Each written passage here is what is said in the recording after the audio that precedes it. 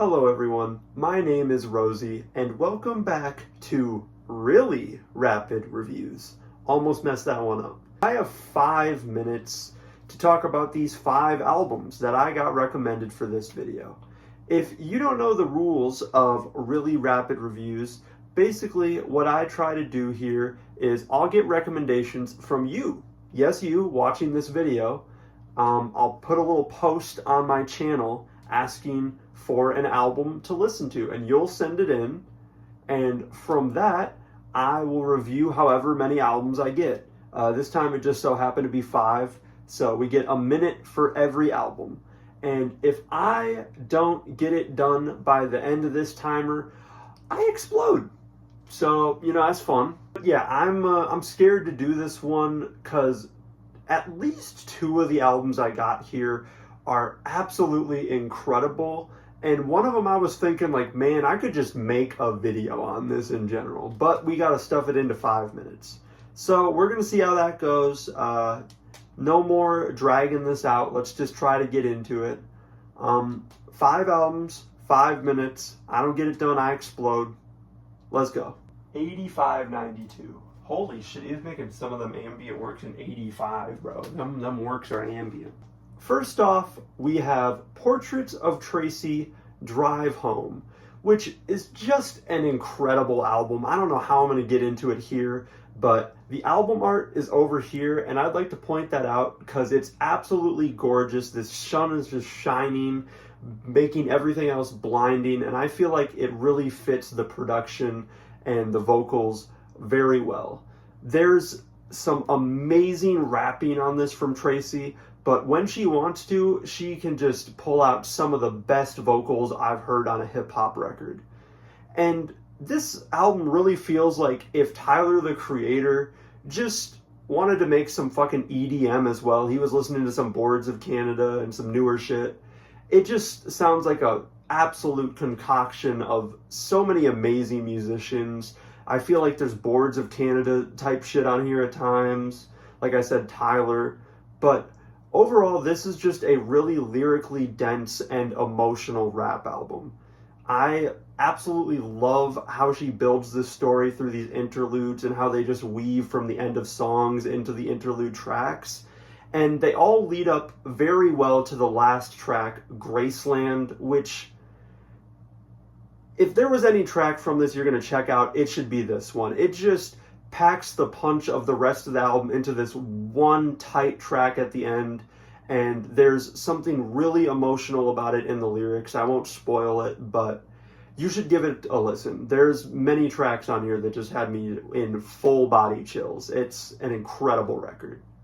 And after this, we have Squid, Cowards, which I have a little bit less to say on, and that's not because I don't like it. It just feels like Squid albums are very weird for me to describe. In comparison to the other 2, I think this is the one, like, album cohesion-wise, this is the one I like the most. And I feel like if I was just going to put on a Squid record, this is the one I'm coming back to. But, like, song-wise, there's not really anything, like Undergrowth or Narrator that's, like, sticking with me and is always going to be in my head. But it's a great record. I especially like the longer cuts on here, like Cowards, and I forget the title. It starts with a B. I'll put it over here somewhere. Thank you, Editing Rosie. And after that, we have SebastiAn, Total. Holy shit, it's guys kissing. Psych, it's actually the guy kissing himself. And that doesn't fit the album at all to me, but it's pretty fucking awesome. And you know what this album is? Pretty fucking awesome. I'm not a mid-tempo enjoyer or a French house enjoyer for the most part. Clown me for that one. I'm not a mid-tempo enjoyer or just what like Justice's style is, but I think SebastiAn does this in a really satisfying way throughout this whole record. The title track is a great example. It's short and quick, but it's so gritty and just such a nasty cut that you can't help but head bop. And there's some other great ones here as well. I especially love Yes near the end. This one's like basically French house, future funk, and it's one of my favorite on here. But after that, we have Aphex Twins Select there's multiple of them. What the fuck? Aphex Twin selected ambient works 85 to 92. And this is another great one. I really don't have much to say on this one either, but that's just because it's one of the greatest ambient albums out there. Like, what can I say that hasn't been said?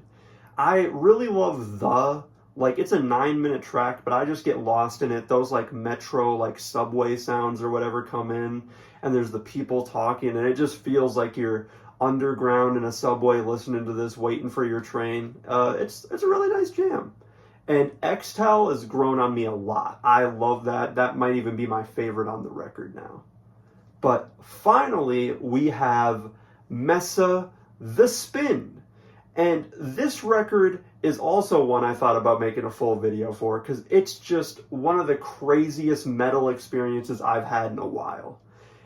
It sleeps on you because it feels very laid back, but then it'll come through with one of just the crunchiest, nastiest guitar solos you've ever heard. And the vocalist is absolutely popping off on here. She just kills it on every track. It feels like she's being swallowed by like ocean waves in this whole album. Something about this whole album in general just makes me think of the sea. But anyway, I'm gonna die. Anyway, Messa, The Spins. This is an incredible metal album. It has way more inspirations than that, but I feel like just the vaguest way to put it is metal. In fact, in a lot of the songs, it has more like prog rock progression. Like, it reminds me of someone like Tool or Opeth. There's just some incredible tracks on here. Fire on the Roof is an absolute banger. That chorus comes in kicking harder than like any rock or metal chorus I've heard in a minute, man. It's just got so much punch. And the same could be said for Reveal, which starts with this more like twangy south kind of sound. And you're just sitting there in anticipation because you know something is about to go down. And when the track actually kicks in, it kicks so much ass. This drummer is on some weird shit. He's playing like 3 extra notes after the bar's supposed to end, but it works in such like a disorienting way. It makes the track all the better. And once the vocals kick in, it's incredible. And you get that guitar solo at the end. God, bro. I'm sorry. I just listened to this song for the first time like 2 hours ago. And it's like my favorite thing now, so I don't know how I'm going to shut up about it. That was that. I hope you enjoyed me struggling to fit this into 5 minutes. I failed, but that's okay. We're here for a good time and good albums, and I really enjoyed all these albums. Even if I had a little to say on some of them, like with the Squid Cowards album, it's just hard for me to piece together something to say about that music. It's so intricate.